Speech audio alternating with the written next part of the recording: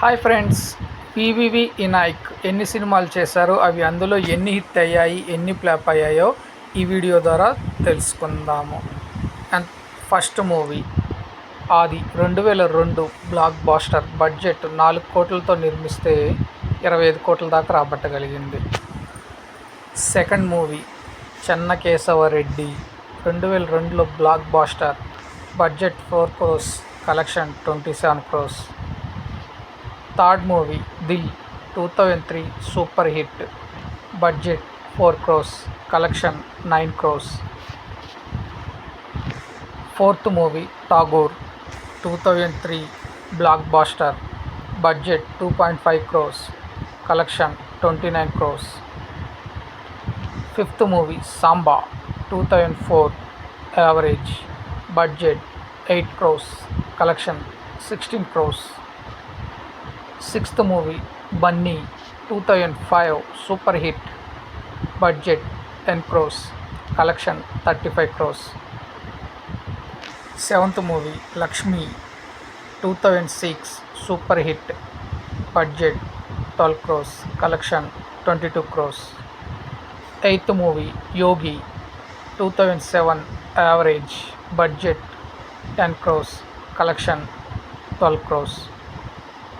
Ninth movie Krishna 2008 blockbuster. Budget 7 crores, collection 16 crores. Tenth movie Adhurs 2010 blockbuster. Budget 22 crores, collection 44 crores. 11th movie Badrinath 2011 flop. Budget 53 crores, collection 44 crores. 12th movie Nayak 2013 super hit. Budget 30 crores, collection 44 crores. 13th movie Alludu Seenu 2014 average.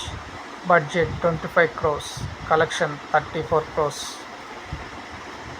14th movie Akhil 2015 flop. Budget 50 crores, collection 34 crores.